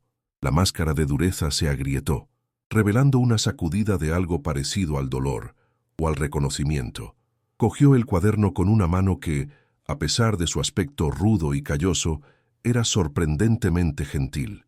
Lo abrió, sus ojos recorriendo la caligrafía temblorosa del farero. Pasó las páginas lentamente, su respiración volviéndose más agitada. Elena observaba cada uno de sus gestos, su corazón latiendo con una violencia que le hacía daño. Su futuro y el de su hijo dependían de la reacción de aquel extraño. El aire se cargó de una tensión casi insoportable. De repente, el anciano se sentó en una roca, como si las piernas le hubieran fallado. Una lágrima, una única y brillante lágrima, se deslizó desde su ojo azul y se perdió en la maraña de su barba blanca. Levantó la vista hacia Elena, y en sus ojos ya no había desconfianza, sino un abismo de pena antigua y una comprensión devastadora. «Mi padre», susurró, su voz ronca ahora quebrada por la emoción. «Mi padre siempre me contó esta historia, que había sobrevivido a un naufragio, que un farero lo había salvado, murió cuando yo era un niño. Todos decían que eran los delirios de un moribundo, que se había vuelto loco». Elena sintió que el suelo se movía bajo sus pies. Se arrodilló frente a él. «Se llamaba Jacobo», continuó el hombre, presentándose por fin. «Y mi padre fue el hombre que murió en los brazos del farero, el único superviviente de La Serafina». La revelación la golpeó con la fuerza de una ola, conectando el pasado y el presente en un instante perfecto y terrible. Jacobo cerró el cuaderno con una reverencia casi religiosa. Las lágrimas ahora corrían libremente por su rostro arrugado. No eran lágrimas de tristeza, sino de una vindicación dolorosa, la confirmación de una verdad que había llevado como una herida secreta durante toda su vida. Él siempre dijo que el farero era un buen hombre, un hombre aterrorizado, que había guardado las pruebas. Elena, con el corazón encogido por la emoción, sacó la bolsa de cuero y la abrió mostrando los diamantes en bruto. Jacobo los miró sin interés. «El tesoro», murmuró. «Pero mi padre le dio algo más al farero, algo que me confió a mí antes de morir, aunque yo no entendía qué era. Me dijo que era la llave de todo, que debía guardarla con mi vida». Se metió la mano bajo el jersey de lana, buscando algo en un bolsillo interior. Elena contuvo el aliento, sintiendo que estaba a punto de presenciar la pieza final del rompecabezas, la clave que el propio farero no había conocido. El círculo de la historia estaba a punto de cerrarse. Lo que Jacobo sacó fue un pequeño trozo de tela encerada, doblado y redoblado sobre sí mismo, hasta tener el tamaño de una caja de cerillas.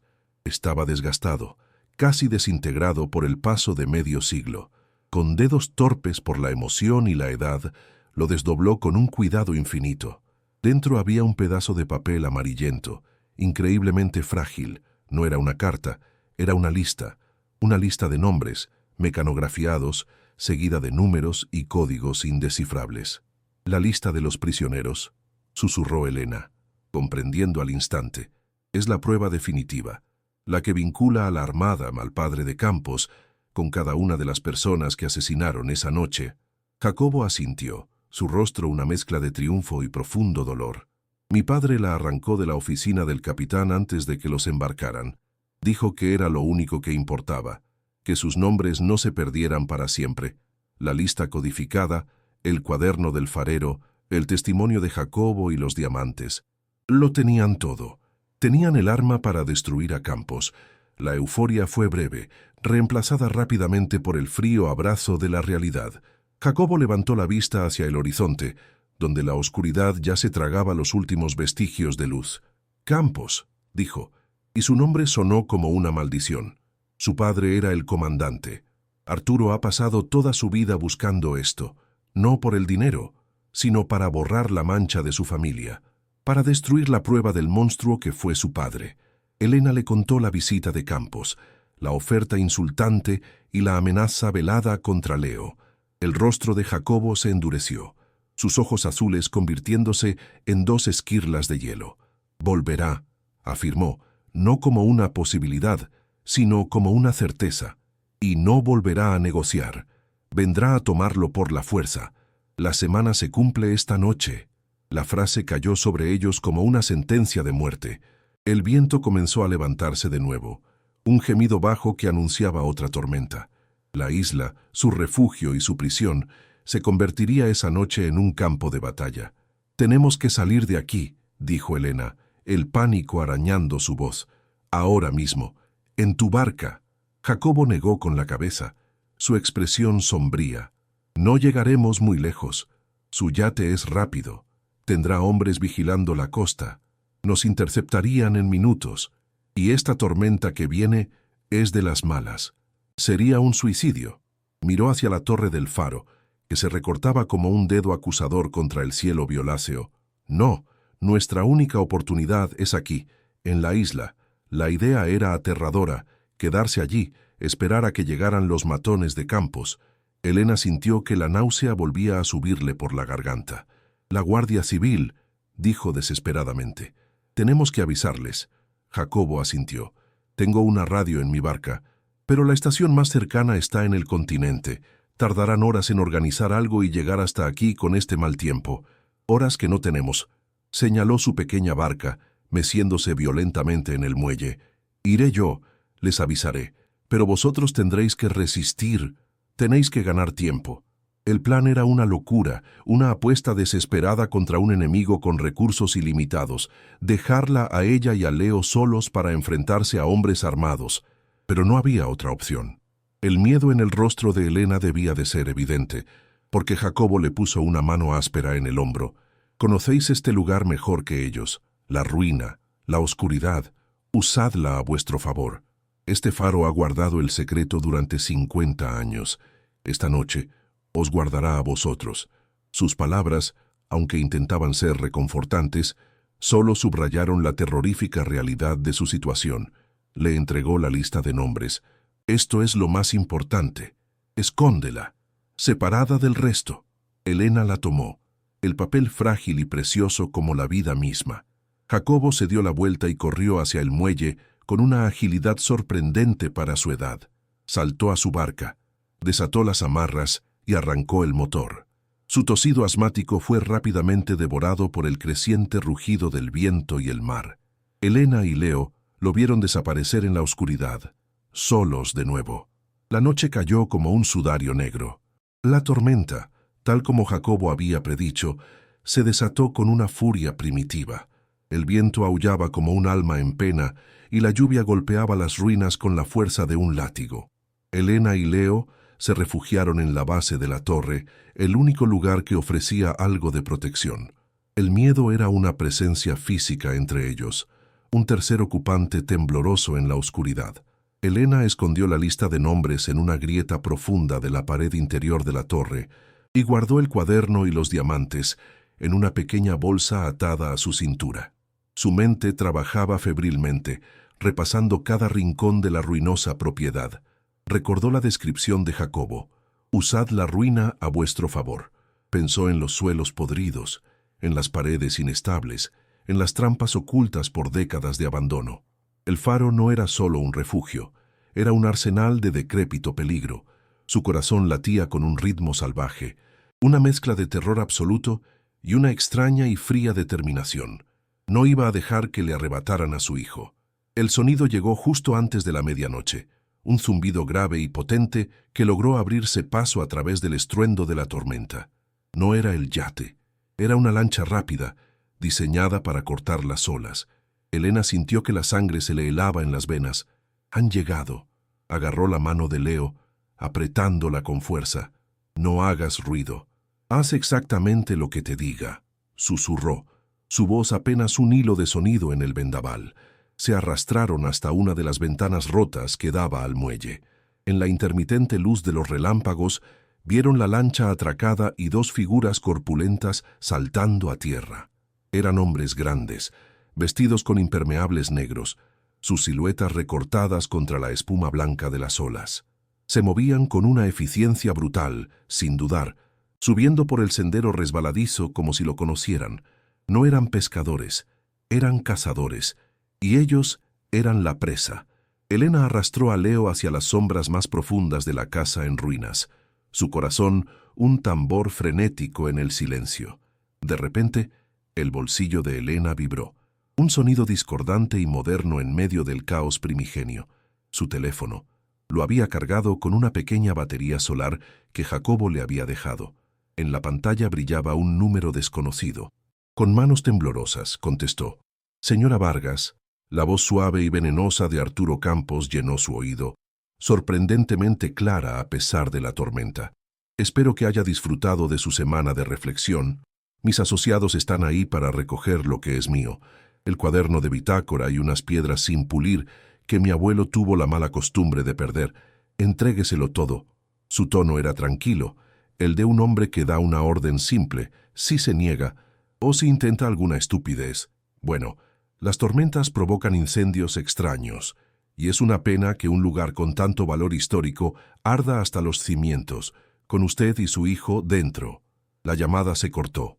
El ultimátum era claro: la verdad o la vida. La elección que le había estado atormentando ahora era real y violenta. Los hombres no perdieron el tiempo. Un golpe brutal hizo saltar los restos de la puerta principal. El haz de luz de una potente linterna barrió la estancia principal, cortando la oscuridad. «Sabemos que estáis aquí», gritó una voz áspera y gutural. «Salid ahora y nadie saldrá herido». La mentira era tan obvia que resultaba casi cómica. Elena tiró de la manga de Leo, guiándolo en la oscuridad casi total hacia la parte trasera de la casa, a una zona donde el suelo de madera estaba completamente podrido y daba a un viejo aljibe de agua de lluvia, un pozo negro e inundado que habían descubierto en sus primeros días. Estaba cubierto por unas pocas tablas sueltas y escombros, una trampa mortal oculta a simple vista. El plan era desesperado, casi suicida, pero era el único que tenían. Elena cogió una piedra del suelo. El sonido de las pesadas botas de los hombres acercándose por el interior de la casa era como el latido de un corazón monstruoso. Era ahora o nunca. El terror y la adrenalina se mezclaron en su sangre en un cóctel explosivo. «Por aquí», susurró Elena a Leo, empujándolo hacia una esquina oscura. «Escóndete y no te muevas, pase lo que pase». Luego respiró hondo, se asomó desde detrás de una pared derruida y lanzó la piedra que sostenía. La piedra golpeó una plancha de metal suelta en el lado opuesto de la habitación, produciendo un fuerte clang metálico. Inmediatamente, uno de los haces de luz se giró hacia el sonido. «¡Allí!», gritó una de las voces. Uno de los hombres, una silueta enorme, corrió directamente hacia el ruido, corrió directamente hacia el suelo podrido. Elena contuvo el aliento, cerrando los ojos con fuerza. Oyó el crujido de la madera vieja cediendo, seguido de un grito gutural de sorpresa y terror, y luego un chapoteo pesado y profundo. El haz de su linterna describió un arco salvaje en la oscuridad antes de extinguirse bajo el agua. Silencio. Solo el sonido de la tormenta y la respiración agitada del segundo hombre. Uno menos. Pero el otro ahora sabía que no estaban indefensos. Sabía que estaban luchando. El segundo hombre no era estúpido. Se movió con más cautela, el haz de su linterna barriendo el suelo delante de él con nerviosismo. «¡Vas a pagar por eso, zorra!», gritó, su voz cargada de ira y una pizca de miedo. Elena sabía que no podía usar el mismo truco dos veces. Tenía que separarse de Leo. Tenía que alejarlo de su hijo. Tomó una decisión instantánea.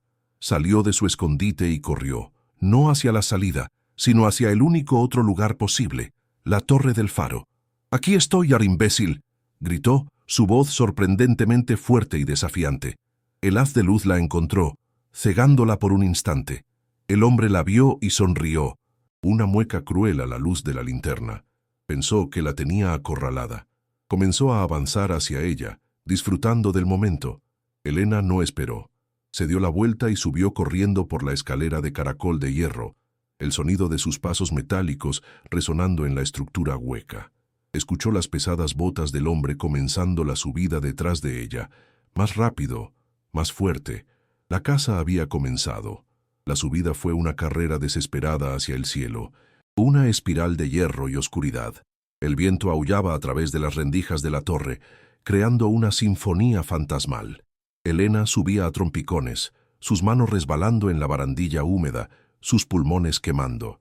Podía oír la respiración pesada y jadeante del hombre justo debajo de ella, un sonido animal que la impulsaba a ir más rápido. No miró hacia atrás.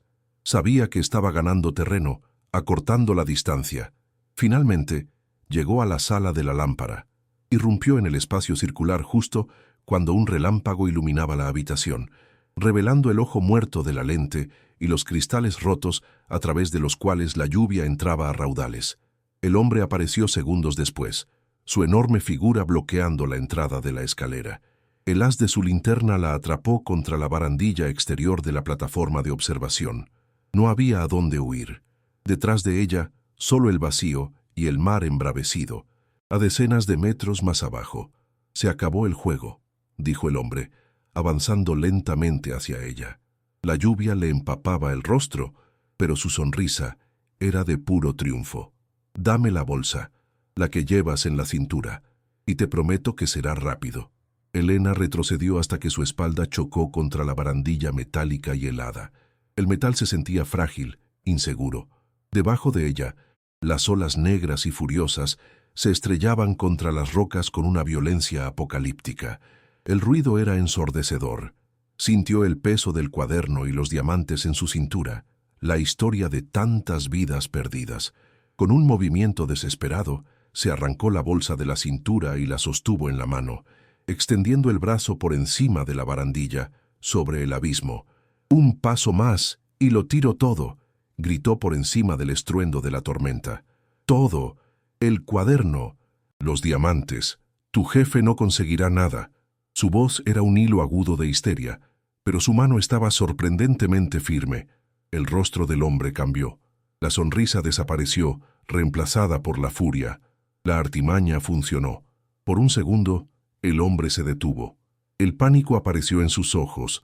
Sus órdenes debían de ser claras, recuperar las pruebas a toda costa. «No te atreverías», siseó, pero había duda en su voz. Elena vio su oportunidad. «Pruébame», respondió, su voz temblando pero llena de una convicción que no sentía. Era un farol, el último de su vida.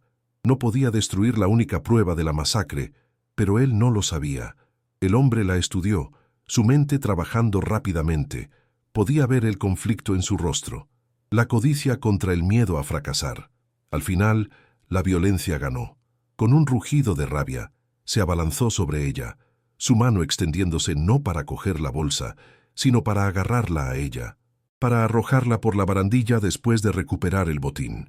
Elena gritó, un sonido agudo de terror puro, cerrando los ojos, esperando el impacto, el final. El mar rugió debajo de ella, listo para reclamarla, para unir su historia a la de la Serafina. Era el fin. Su cuerpo se preparó para la caída. Y entonces sucedió de nuevo. Justo cuando los dedos del hombre estaban a punto de cerrarse sobre su brazo, la sala de la lámpara explotó en una luz blanca e imposible. La luz de las almas, el eco fantasmal del faro, brilló con una intensidad que no era de este mundo, una deflagración de energía espectral que iluminó la noche con el brillo de 1000 soles. El hombre, que miraba directamente hacia la lente, gritó de dolor y sorpresa, llevándose las manos a los ojos completamente cegado. Tropezó hacia atrás, desorientado, dando tumbos por la plataforma. El destello duró solo unos segundos, pero fue suficiente. La distracción sobrenatural le dio a Elena el instante que necesitaba. Fue un milagro nacido de una tragedia, el faro defendiendo su propio secreto, defendiéndola a ella. La luz se apagó tan rápido como había llegado, sumergiendo de nuevo la escena en la oscuridad y el caos de la tormenta, pero todo había cambiado. El tiempo que había comprado no era humano, era el tiempo de los fantasmas. En ese preciso instante de ceguera y confusión, un nuevo sonido se unió a la sinfonía de la tormenta.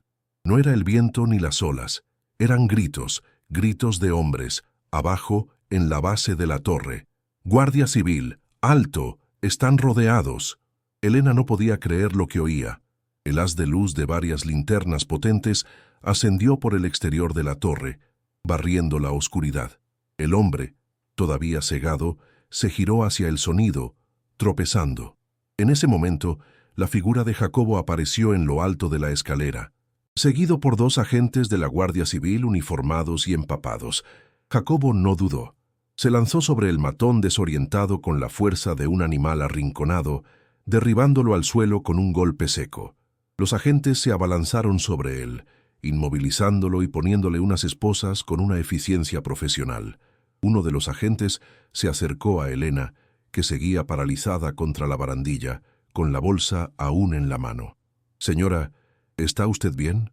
Su corazón latía con tanta fuerza que le dolía. Elena miró la escena como si estuviera fuera de su cuerpo. El matón inmovilizado en el suelo, gritando maldiciones. Los rostros severos pero tranquilizadores de los guardias. Y Jacobo, de pie, apoyado en la barandilla, respirando con dificultad, con una mirada de feroz triunfo en sus ojos azules. La pesadilla había terminado. El clímax de violencia y terror se había roto. Se deslizó por la barandilla hasta quedar sentada en el suelo mojado, el frío de la piedra subiendo por su cuerpo, la fuerza que la había mantenido en pie, la adrenalina y el miedo, la abandonaron de golpe, dejándola temblorosa y vacía. Apretó la bolsa contra su pecho. El cuaderno, los diamantes, la historia, estaban a salvo. Leo, la imagen de su hijo, escondido abajo en la oscuridad, la golpeó con la fuerza de un puñetazo. Se puso de pie con dificultad, sus piernas temblando. «¿Mi hijo?», dijo, su voz un susurro ronco. «Tengo que ir con mi hijo». La tormenta seguía rugiendo, pero por primera vez no sonaba como una amenaza. Sonaba como una limpieza. Mientras bajaba la escalera de caracol, esta vez con la ayuda firme de un agente, cada paso era un descenso desde el infierno. La torre, que había sido su campo de batalla, su posible tumba, ahora se sentía como un santuario, un viejo guardián de piedra que la había protegido. El aire frío ya no se sentía como una amenaza, sino como una promesa de vida. Abajo, más agentes habían asegurado la zona. Encontraron al segundo hombre, tiritando de frío e hipotermia en el aljibe, y lo sacaron. La casa en ruinas estaba iluminada por las linternas, sus sombras danzando como fantasmas aliviados, y entonces lo vio, Leo, saliendo de las sombras, corriendo hacia ella. Se abrazaron con una fuerza desesperada, un nudo de alivio y trauma en medio de las ruinas. Elena hundió su rostro en el pelo de su hijo, inhalando su olor, asegurándose de que era real, de que estaba a salvo. El sonido de su propio llanto se mezcló con el de la lluvia. No eran lágrimas de miedo ni de pena, eran las lágrimas de la supervivencia. La guerra había terminado. Jacobo se acercó a ellos, su rostro arrugado suavizado por una sonrisa cansada. Puso una mano en el hombro de Elena. «Lo hiciste», dijo simplemente. «Luchaste». Ella lo miró, y en sus ojos azules vio el reflejo de su propio agotamiento y de una victoria ganada a un coste terrible. El oficial al mando se acercó, un hombre de rostro serio y competente. «Señora Vargas, Jacobo nos ha contado una historia increíble, y parece que sus hombres», dijo, señalando a los matones esposados, «la han confirmado con su visita».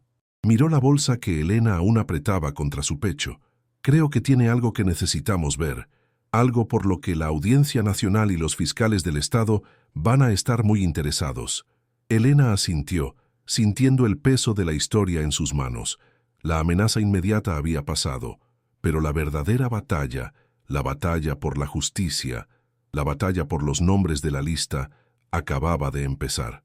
La isla, su prisión, se había convertido en la clave de todo. Su desesperación se había transformado en un propósito. Se quedaron en la sala principal de la casa, rodeados por los guardias, mientras la tormenta comenzaba a amainar. El oficial extendió un plástico sobre una caja de madera para proteger los objetos de la humedad. Con un cuidado reverencial, Elena colocó la caja de hojalata sobre él. Abrió la tapa. Primero sacó la bolsa de cuero y vació los diamantes. Las piedras sin pulir absorbieron la luz de las linternas, brillando con un fuego interno y oscuro. El oficial las miró con asombro, pero su interés estaba en otra parte. Luego, Elena sacó el cuaderno de bitácora.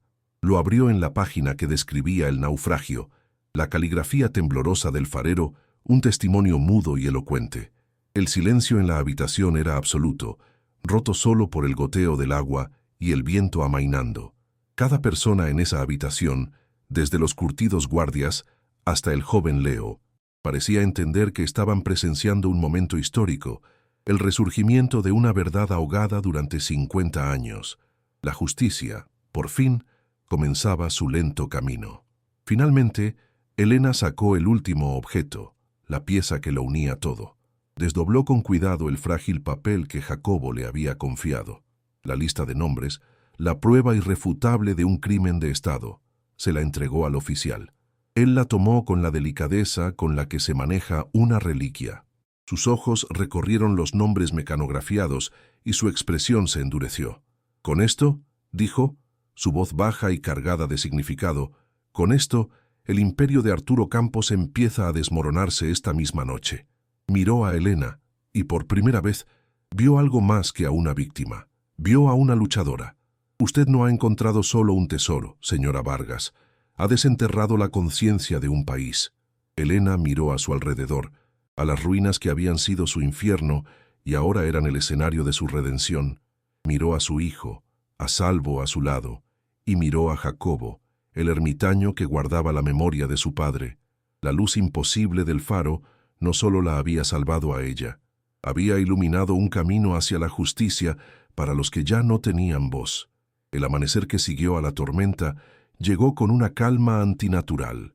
El aire, limpio y con un penetrante olor a ozono y sal, se sentía extrañamente pacífico. Horas más tarde, el sonido que rompió el silencio no fue el de un yate, sino el zumbido rítmico de las hélices de un helicóptero de la Guardia Civil que descendió en un claro de la isla. Hombres con uniformes impecables y rostros serios aseguraron la escena con una eficiencia que relegó la violencia de la noche anterior a un mal sueño. Elena, Envuelta en una manta térmica que olía a plástico nuevo, sintió una oleada de irrealidad. Entregó la caja de hojalata y la lista de nombres al fiscal jefe, un hombre de ojos cansados pero decididos. El peso físico del metal y el papel abandonando sus manos fue una liberación tan profunda que casi la hizo tambalearse. Su cuerpo, que había sido un nudo de puro instinto de supervivencia, finalmente se permitió temblar, no de miedo, sino de un agotamiento absoluto.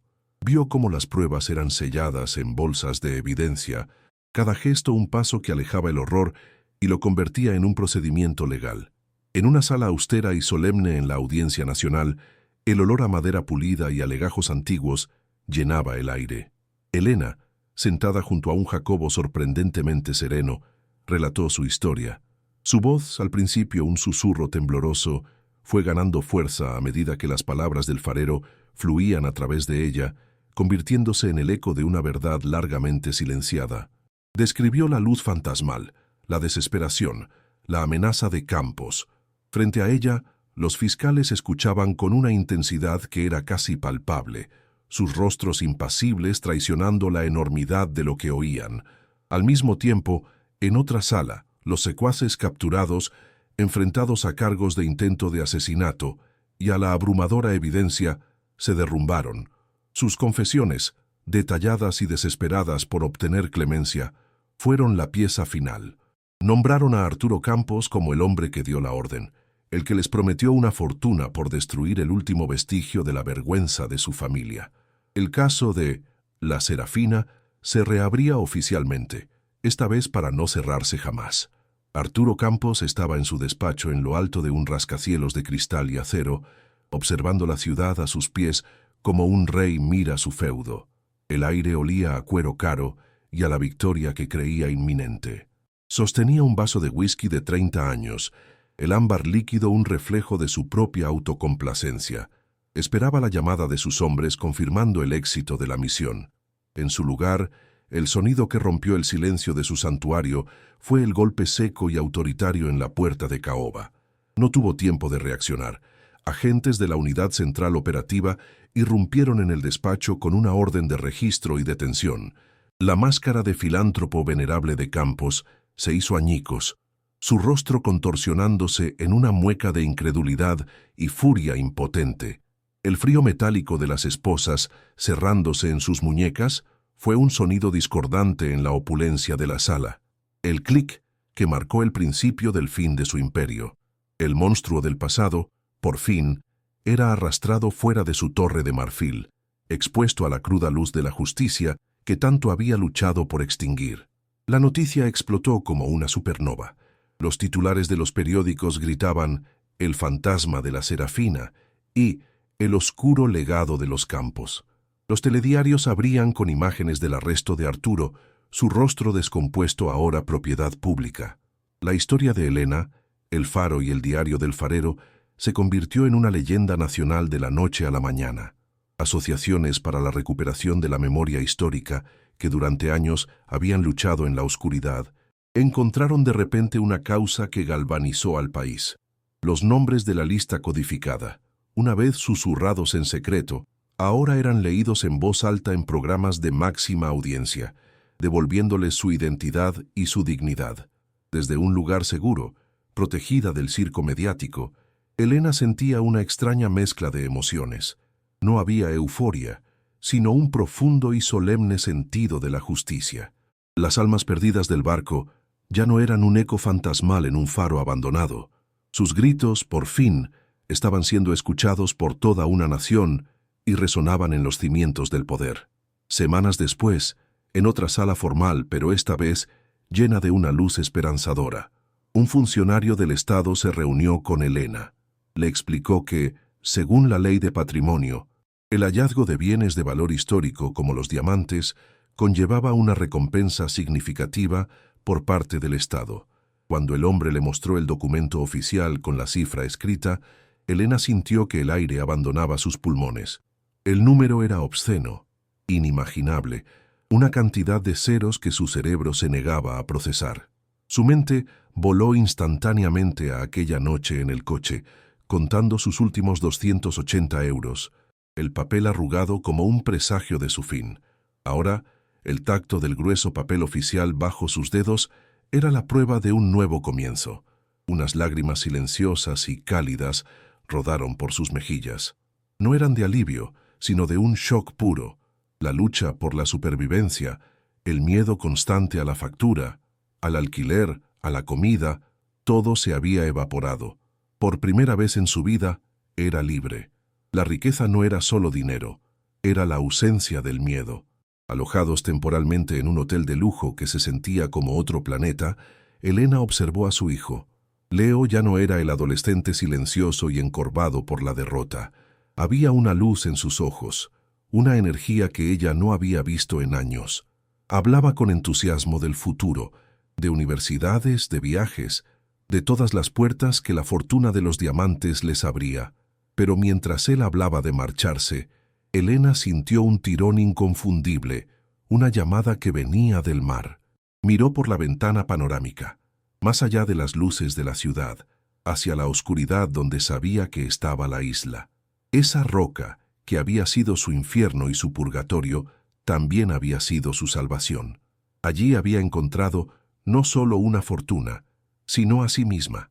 Con una calma que la sorprendió, tomó su decisión. «No nos vamos a ir», le dijo a Leo. «Vamos a volver. Usaremos el dinero para reconstruirlo todo. Ese faro no es una ruina, es nuestro hogar. Y tenemos una promesa que cumplir». La desesperación se había convertido en propósito. Su nueva vida no consistiría en huir del pasado, sino en honrarlo. La restauración fue un acto de exorcismo y renacimiento, donde antes reinaba el aullido del viento y el olor a podredumbre. Ahora resonaba el sonido de martillos, sierras y las risas de los trabajadores. El aroma a mojo fue reemplazado por el olor limpio de la madera nueva de pino, la pintura fresca y la masilla. Elena supervisaba cada detalle con una dedicación feroz. Vio cómo un nuevo tejado cubría el cielo abierto, como ventanas de doble cristal reemplazaban las cuencas vacías, como el suelo de madera podrida era sustituido por un roble sólido y cálido. La torre del faro fue el proyecto final. Andamios la rodearon mientras expertos limpiaban la piedra, pulían las partes metálicas hasta que brillaban y, lo más importante, restauraban la gran lente Fresnel, reemplazando los cristales rotos. Cada clavo clavado, cada pared pintada, no solo reconstruía un edificio, sino que sanaba una herida, transformando un monumento al abandono en un símbolo de resiliencia. Elena sentía que no solo estaba reconstruyendo una casa, sino su propia alma. El día de la inauguración, la isla bullía de una vida que nunca había conocido. Pequeñas embarcaciones rodeaban el muelle restaurado. Arturo Campos había sido condenado, y su imperio se había desmoronado. El Estado había declarado oficialmente el faro y la isla como monumento nacional en memoria de las víctimas de La Serafina. Jacobo, con un traje nuevo y una dignidad inmensa, estaba junto a Elena. Entre los asistentes había ancianos, hijos y nietos de los nombres de la lista, localizados gracias a una investigación nacional. Lloraban en silencio mientras se desvelaba una sencilla placa de bronce en la base de la torre, con cada uno de los nombres grabados para siempre en la piedra. Al atardecer, el ministro de Cultura le pidió a Elena, como nueva custodia oficial del faro, que encendiera la luz. Subió a la sala de la lámpara, ahora impecable, y accionó el interruptor. Un potente y cálido haz de luz cortó la oscuridad, barriendo el mar. Ya no era la luz de las almas, era un faro de justicia. Meses más tarde, en una noche tranquila de otoño, el contraste con su pasado era casi doloroso en su belleza. Elena estaba en una cocina luminosa y cálida, cuyo aire olía a estofado de pescado y pan recién hecho. El sonido no era el del viento gimiendo, sino el de la suave música de una radio y el pasar de las páginas de un libro. Leo, sentado a la gran mesa de madera, no miraba al vacío, sino que estudiaba para sus exámenes de acceso a la universidad, su rostro concentrado y en paz. Elena sirvió la cena en platos de cerámica, sus manos ya no arañadas ni temblorosas. El silencio entre ellos ya no era un abismo de desesperación, sino un espacio confortable lleno de amor y seguridad. Más tarde, se asomó a la puerta y miró la torre, cuya luz giraba con una regularidad tranquilizadora. Recordó el frío del vinilo del coche, el sabor metálico del hambre, los 280 euros en su bolsillo. Un nudo de gratitud se formó en su garganta. Había descendido al infierno y había vuelto, trayendo consigo no solo a su hijo, sino también la luz. De pie en la barandilla de la torre, la misma sobre la que casi encuentra la muerte, Elena sentía la brisa marina no como una amenaza, sino como una caricia familiar. El mar ya no era el límite de su prisión, sino un horizonte de posibilidades infinitas. Abajo, la casa brillaba con una luz cálida y acogedora. Había transformado la ruina de su desesperación en un santuario de memoria y esperanza. Ya no era una viuda aplastada por las deudas, una víctima del destino. Era una guardiana, una custodia de historias, una mujer que había mirado al abismo y había decidido encender una luz en lugar de dejarse caer. Su viaje, que comenzó en la más absoluta oscuridad, la había llevado a convertirse en la farera de su propia vida, guiando no solo a los barcos, sino a las almas que buscaban justicia. Si la historia de Elena te ha conmovido y crees en el poder de la resiliencia para convertir la tragedia en esperanza, suscríbete y dale a la campanilla, porque cada semana traemos historias que demuestran que incluso en la noche más oscura, una sola luz puede cambiarlo todo.